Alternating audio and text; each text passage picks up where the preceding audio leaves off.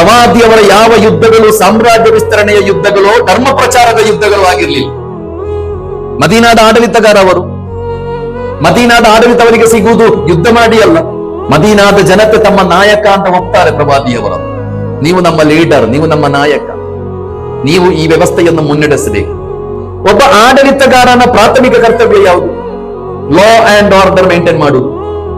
ಬೇರೆ ಏನಿಲ್ಲ ಅಂದ್ರೂ ಫಸ್ಟಿಗೆ ಒಬ್ಬ ಆಡಳಿತಗಾರ ಮಾಡಬೇಕಾದ ಕೆಲಸ ಕಾನೂನು ಸುವ್ಯವಸ್ಥೆಯನ್ನು ಕಾಪಾಡುವುದು. ಪ್ರವಾದಿ ಮೊಹಮ್ಮದರ ಕಾಲದಲ್ಲಿ ಕಾನೂನು ಸುವ್ಯವಸ್ಥೆಯನ್ನು ಕಾಪಾಡುವುದಕ್ಕಾಗಿ ಯುದ್ಧಗಳು ನಡೆದಿದೆ. ಅಲ್ಲದೆ ಪ್ರವಾದಿ ಮೊಹಮ್ಮದರು ಧರ್ಮ ಪ್ರಚಾರಕ್ಕೆ, ಸಾಮ್ರಾಜ್ಯ ವಿಸ್ತರಣೆಗೆ ಜಗತ್ತಿನಲ್ಲಿ ಯುದ್ಧ ಮಾಡಿದವರಲ್ಲ. ಲಾ ಅಂಡ್ ಆರ್ಡರ್ ಒಬ್ಬ ಆಡಳಿತಗಾರನ ಪ್ರಪ್ರಥಮ ಜವಾಬ್ದಾರಿ ಅದು.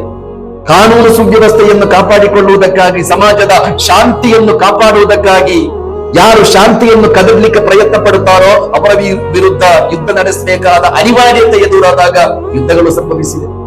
ಪ್ರವಾದಿ ಮೊಹಮ್ಮದ್ ಸಲ್ಲಲ್ಲಾಹು ಅಲೈಹಿ ವಸಲ್ಲಮರ ಅತ್ಯಂತ ದೊಡ್ಡ ಸಾಧನೆ ಏನು ಅಂತ ಕೇಳಿದ್ರೆ, ಅವರು ಈ ಜಗತ್ತನ್ನು ಬಿಟ್ಟು ಹೋಗಿ 15 ಶತಮಾನಗಳು 14 ಶತಮಾನಗಳು ಕಳೆದು ಹೋಯಿತು. ಇವತ್ತಿಗೂ ಪ್ರವಾದಿ ಮೊಹಮ್ಮದರು ದೇವರಾಗಲಿಲ್ಲ, ಮನುಷ್ಯರಾಗಿಯೇ ಇದ್ದಾರೆ ಎಂಬುದು ಅವರ ಅತ್ಯಂತ ದೊಡ್ಡ ಸಾಧನೆ. ಜಗತ್ತಿನಲ್ಲಿ ಯಾವ ಮಹಾಪುರುಷರುಗಳು ಮನುಷ್ಯರಾಗಿ ಉಳಿದಿಲ್ಲ. ಅವರೆಲ್ಲರೂ ಪೂಜಿಸಲ್ಪಡುವ, ಆರಾಧಿಸಲ್ಪಡುವ ದೇವರುಗಳು. ಎಲ್ಲಾ ಮಹಾಪುರುಷರು, ಯಾರೆಲ್ಲ ನಿಮಗೆ ದೇವರನ್ನು ಪರಿಚಯಿಸಲಿಕ್ಕೆ ಈ ಜಗತ್ತಿಗೆ ಮಹಾಪುರುಷರು ಬಂದಿದ್ದಾರೋ, ಯಾವೆಲ್ಲ ಮಹಾಪುರುಷರು ನಿಮಗೆ ಹೇಗೆ ಬದುಕಬೇಕು ಅಂತ ಕಲಿಸಿಬಿಡ್ಲಿಕ್ಕೆ ಬಂದಿದ್ದಾರೋ, ಆ ಎಲ್ಲಾ ಮಹಾಪುರುಷರುಗಳು ಜಗತ್ತಿನಲ್ಲಿ ಪೂಜಿಸಲ್ಪಡುವ, ಆರಾಧಿಸಲ್ಪಡುವ ದೇವರುಗಳು. ಯಾರು ಮನುಷ್ಯರಾಗಿ ಉಳಿದಿಲ್ಲ. ಪ್ರವಾದಿ ಮೊಹಮ್ಮದರನ್ನು ಜೀವಕ್ಕಿಂತ ಹೆಚ್ಚು ಪ್ರೀತಿಸುವ 150 ಕೋಟಿ ಮನುಷ್ಯರಿದ್ದಾರೆ ಜಗತ್ತಿನಲ್ಲಿ. ಅವರು ತಮ್ಮ ಜೀವಕ್ಕಿಂತ ಹೆಚ್ಚು ಪ್ರವಾದಿಯವರನ್ನು ಪ್ರೀತಿಸ್ತಾರೆ.